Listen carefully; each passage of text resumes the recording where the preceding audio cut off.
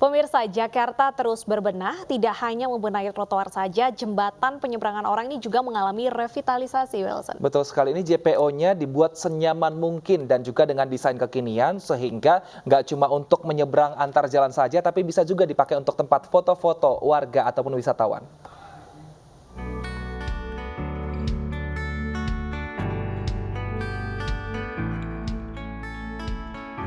Terdapat di tengah kota Jakarta, Jembatan Penyeberangan Orang atau JPO Karet Sudirman memiliki desain yang unik dan berbeda.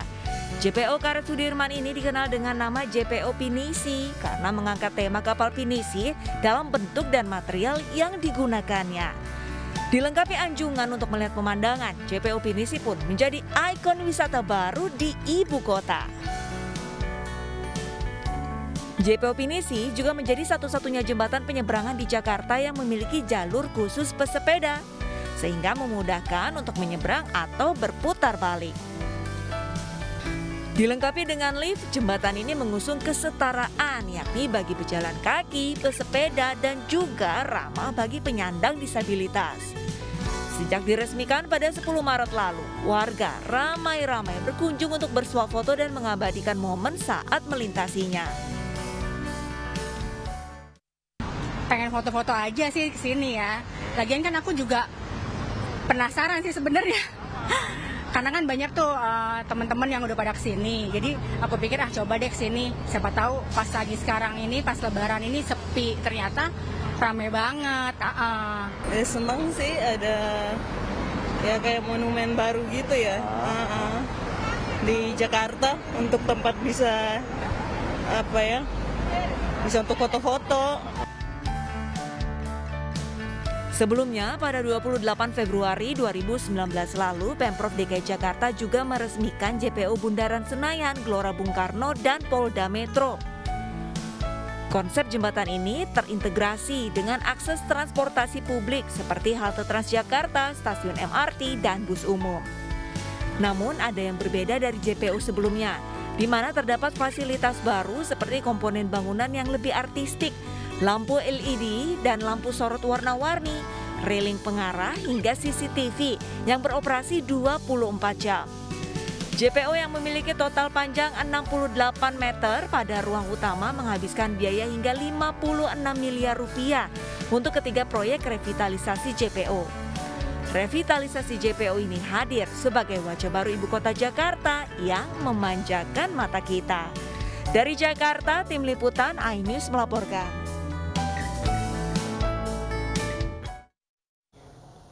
Nah, selain JPO ini ada juga yang menjadi wajah baru dari ibu kota Jakarta, yaitu Tebet Eco Park di Jakarta Selatan yang diresmikan tanggal 23 April lalu dan tentu langsung menjadi serbuan warga. Betul sekali, bahkan kawasan wisata yang dulunya dikenal sebagai Taman Tebet ini menjadi tempat wisata alternatif dan ekonomis bagi warga Jakarta.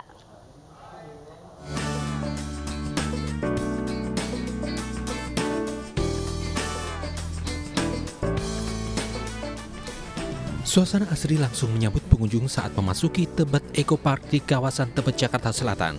Pengunjung bisa berjalan-jalan menikmati suasana taman bahkan menggelar tikar dan bersantai, menyantap sajian yang dibawa dari rumah. Fasilitas yang ditawarkan Tebet Eco Park terbilang lengkap, mulai dari taman komunitas hingga arena bermain anak. Selain area playground atau taman bermain anak, jembatan penghubung Taman Selatan dan Utara merupakan spot favorit warga. Dari jembatan ini pengunjung bisa menikmati keindahan taman dari atas dan tentunya jadi tempat favorit bersuah foto. Karena kita melihat memilih liburan ke sini selain tempatnya murah biayanya dan terjangkau lah gitu. Dan kita baru lihat di kota Jakarta ini ternyata ada tempat wisata yang bagus gitu. Senang. Kenapa senangnya? Karena bisa keliling-keliling jembatan sini, keliling-keliling gitu. Terus? Ya biar sekalian jalan-jalan aja. Oke, ada yang paling senang mana? Di sini kan ada permainan, terus ada jembatan, terus banyak pepohonan. Senang yang mana? Jembatan. Kenapa? Karena bisa melihat alam gitu.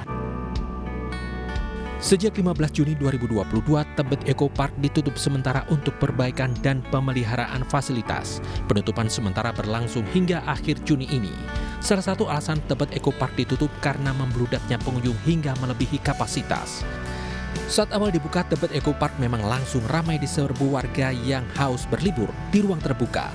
Berdasarkan catatan Pemprov DKI Jakarta, Tebet Eco Park pernah dikunjungi hingga 60.000 warga per hari. Padahal kapasitas per hari hanya 10.000 pengunjung saja. Dari Jakarta, tim liputan iNews melaporkan.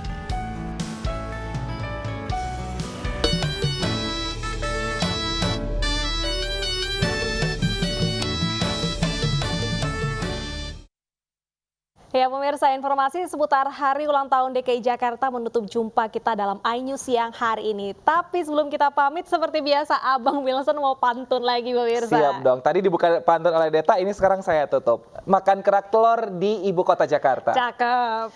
Jangan lupa pakai telur bebek supaya lebih enak. Cakep. Selamat ulang tahun ibu kota Jakarta. Lupa.